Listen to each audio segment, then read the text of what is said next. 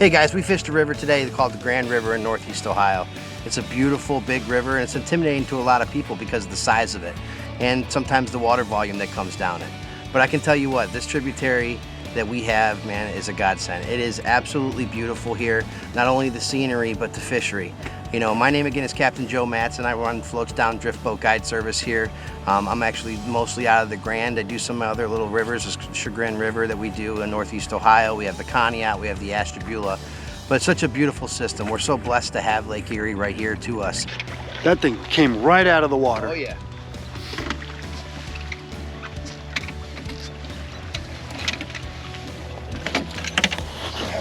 So as you guys are looking at this water, it looks muddy, because it is. But one thing Joe told me is, go big with good bait and you'll still get bit. And I guess what?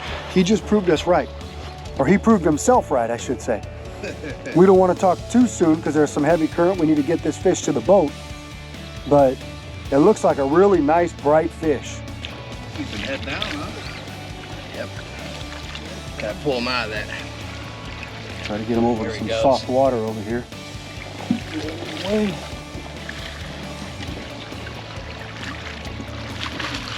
Looks like a chartreuse bag. Yes, sir.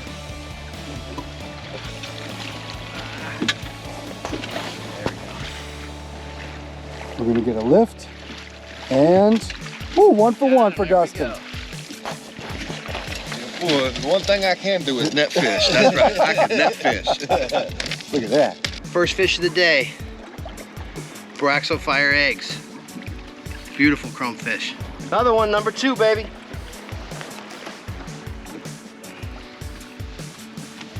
Move right down into that hole, Chris, I told you. You act like you've been here before. This is my home water, baby. Don't let the white beard think that I'm older than 40, but I'm 40. Been fishing these waters for years, man. Is this another chartreuse bag, or did you switch colors? This is another chartreuse. Is that all because of the clarity? Most times, yeah. Yeah, I'll go chartreuse and pink's usually really good in this river. I'm thinking Dustin may get a chance at this one. I see the chartreuse bag. Yeah, gag bags are pimp daddies, man. Come on, baby. Come on over. Come on over. Look at that. Ooh. Right on in there. Good job. I'm gonna be the net man today. That's right. You get some fish, brother. You can see this one's got a lot more color and it's been in the system for a little while. You take a look at the anal fin, it's a little worn down there. Been rubbing a little bit. As we're sitting here, it's milking, so I'm gonna get him back in. But beautiful fish. Here in Lake Erie, as far as like the tributaries for steelhead, I like to fish what's called a center pin. There's multiple different setups to do. A center pin is a little different drift presentation that you can be able to get versus what spinning rod can give you. It's a lot more natural. It takes a little bit more skill and a little bit more time to master it. Here is what I use, guys. I use what's called an Adcott Stanton. This is a reel that's been around for a very, very long time. I mean, I've been doing this for 20 years. This is a reel that's about 15 years old. Still works like a charm. To me, you don't have to always have the most expensive rod to be able to turn fish and to be able to land fish. I use a DR2 Sheffield. To me, it's a 13-foot rod. It's got plenty of backbone. Never snapped one, knock on wood. I don't have any wood to, you know, in the middle of the river here to knock on. But I will tell you that this is a pretty good rod for what it is in the $200 range. As far as my setup, you know, what I use floats. This right here is an 11 gram, or actually, I'm sorry, this is an 8 gram float. I put a couple different you know, tubing on here to make sure that I can, you know, give it the proper feel on there to make sure that it sticks and that's not coming off and I'm not losing floats. With this line, I use a 12-pound main line. I use a Suffix Advantage. To me, that's just something that I like to use as far as that goes. That's, to me, is plenty. You know, you always want to make sure that you have a stronger main line than what your leader is, just so that you don't break off everything whenever you do break off, because when you're flirting with the bottom where these steelhead like to sit, you're gonna have that option of always losing stuff. So make sure you come prepared with all that. With my split shots, I use little BBs on a lot of them. You know, put a couple up underneath the float, run it down all the way through. You know, your line, you put a leader on. I like to do anywhere between a 2 and a 3 foot leader. Today I'm using Seaguar's 8-pound blue label. To me, that's in this kind of water condition, they're not gonna really, the line's not gonna mess with them much. You know, if you're in a crystal clear condition, I'll go down to 4 pound, even 3-pound tippet, stuff like that. It all depends on what your conditions are again. And again, it goes back to being prepared to make sure that you know what you're fishing the day of, or the day after, or the day before that you're gonna fish, right? So one thing I do believe in is red hooks. Unfortunately, mine's stuck right now, but these red hooks, these are size 8s, I believe, size 6, size 8. Again, it has to do with the bag size that you're using. If you're using gag bags, or what I call pimp daddies, you're gonna go sometimes with a little bit bigger hook. If you're using little bags, you wanna go with a smaller hook. You don't wanna try to expose much of the hook as far as that goes, and make sure that you bury it in your egg sac so that you can be able to land the fish and be able to strike them and hit them good. Number 3. This is a nice one, man. This is a nice one. Oh, running right at us now. It's coming at the boat. Coming. There he's back. Dustin, you got that net? Oh, yeah. Be ready. This fish is not ready yet. Probably needs about 10 more alligator. I mean, we're only a few miles from Lake Erie right now. This fish probably just came in last night with this high water. And it's just got a lot of energy, which is great. We're gonna try to get it in, show it to you guys, and put it back so one of you can enjoy catching it. He's still head shaking too. You know, we're in this deep hole, Chris, where it's 12, 14 feet deep, you know, and tough thing is you got a 13-foot rod and you got a 13-foot lead on here. Trying to lift that fish, man, makes it even taller. As you can see, I'm a little vertically challenged. Yeah, but Dustin will be 6'4" up there. Yeah. He should be able to reach out hand him there. the rod to lift the Yeah, damn thing he should up. be able to reach out there. We're getting closer. Nice 8-pound fish there. Got it. Oh. There we go. That's a nice, Wow. That's a nice. So this there, this buddy. fish right here, he would eat the first one, and the first one was nice. But look at that fish, and look what's in his mouth. Chartreuse is the color of the day so far. Third fish of the day. Look how beautiful this is. You look down at the anal fin, it's basically translucent. This is a fresh fish. Just came up. Gorgeous fish. Oh, look at that, he's on. Get up here, get up here. And he's way downstream.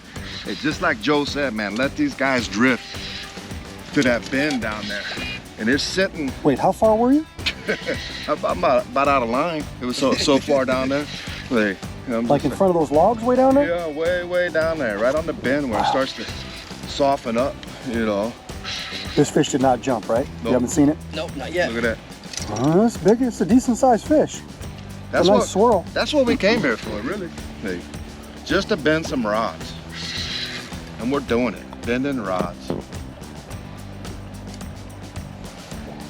This fish not even close to Nope. ready. And you can just feel, like, it feels heavy.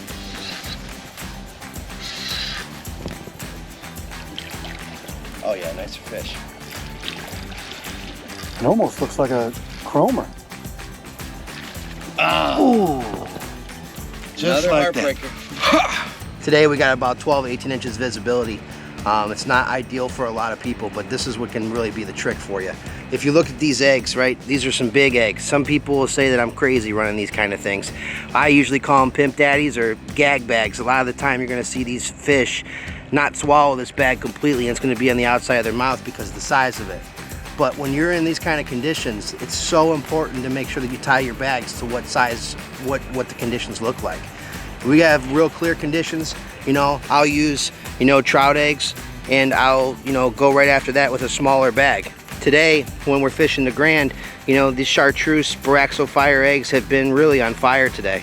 You know, we add a little bit of salt to some of them.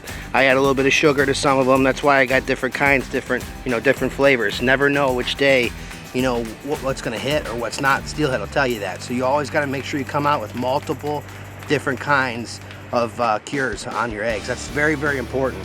Other thing is color, right? So in bad visibility or low visibility water, pinks, chartreuse, oranges, I tie everything with red, you know, magic thread. To me, the red color, I don't know if it does anything, if it's superstitious for me, but that's one thing that I always like to do is make sure that I always have some red on my hook or red even on the bags itself. But I can't stress again how important it is to make sure that you tie the bags for the conditions that you're gonna fish that day. There's a lot of different things that you can do. You can go to the river, look at it, you can look online, figure out exactly what the conditions are, and make sure that you tie the night before for what your conditions are to have some success. Ooh, that thing's solid. Oh yeah, it's a nice fish, buddy. Another pretty fish, man. Great fishery we have here. There it goes again.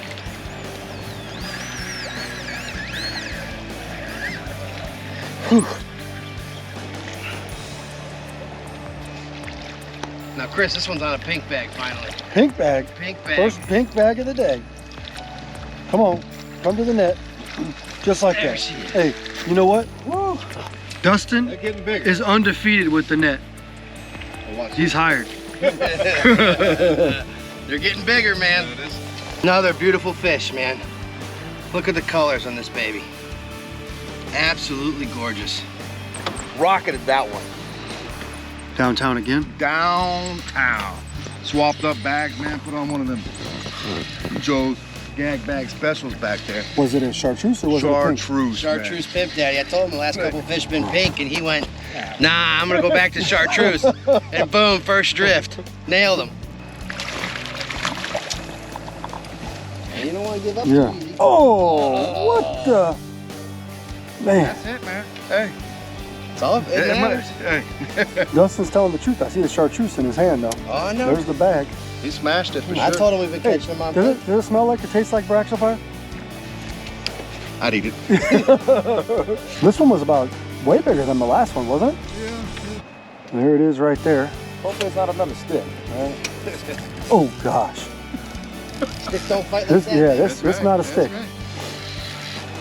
Now we're gonna test his net skills. You see me on the Yeah. net, right? There we go.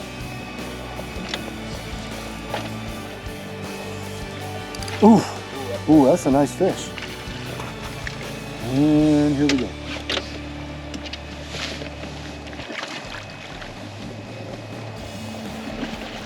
Woo! This thing's alligator rolling like crazy. Flashing.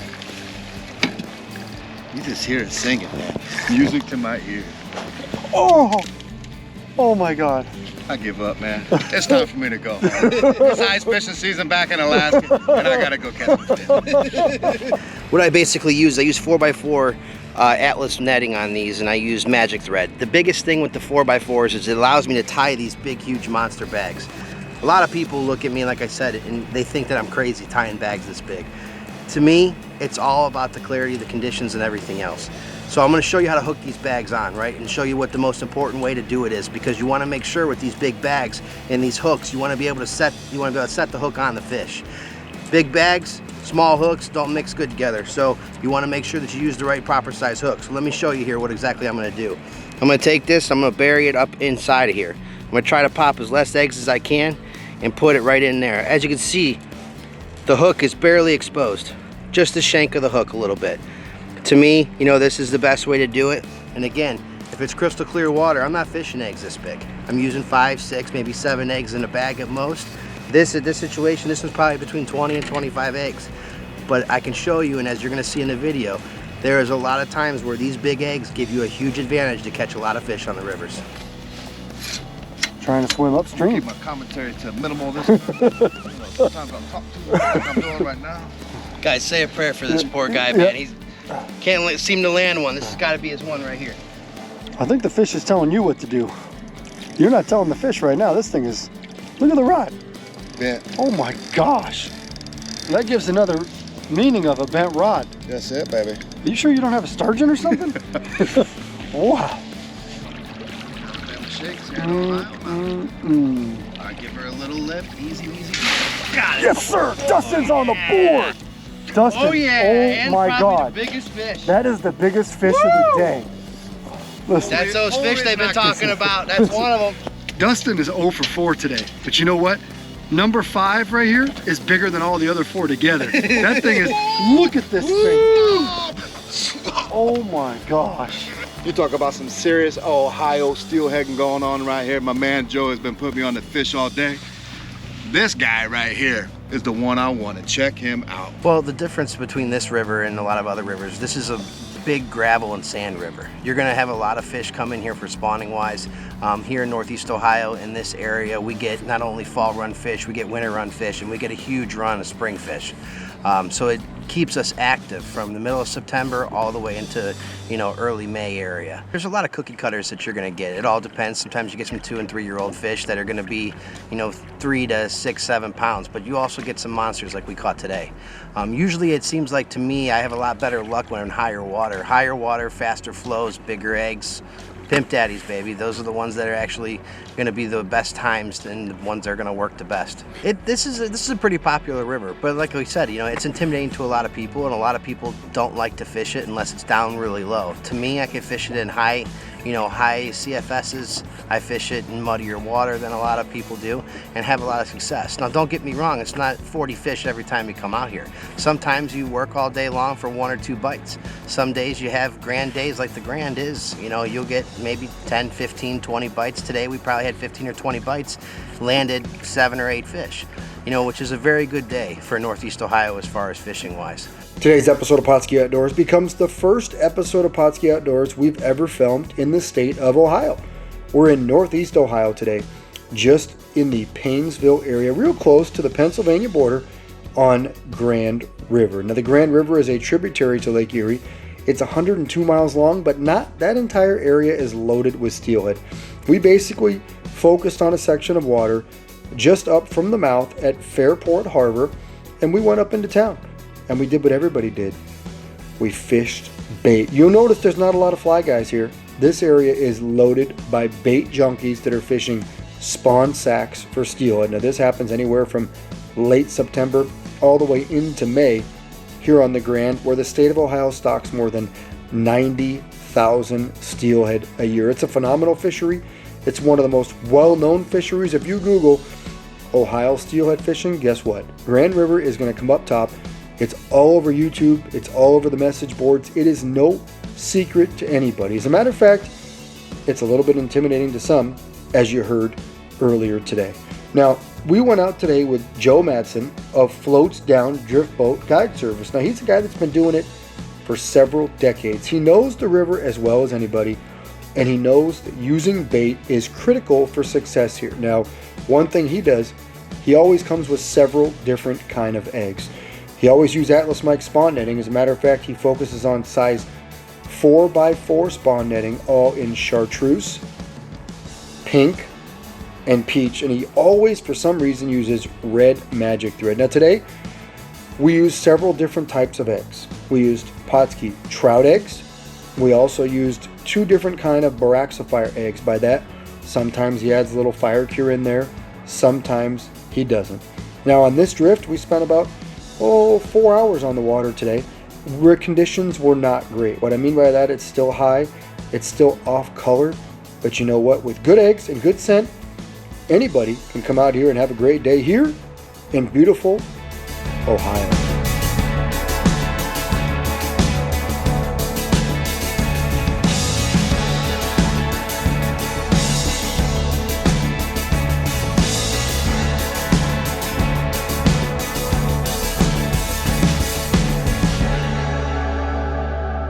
Pautzke products are available at sporting goods stores near you. If you can't find the specific color, size that you want, make sure to go to Pautzke.com. And as a thank you for watching Pautzke Outdoors, we're going to show you a coupon code to be used for 10% off your next order.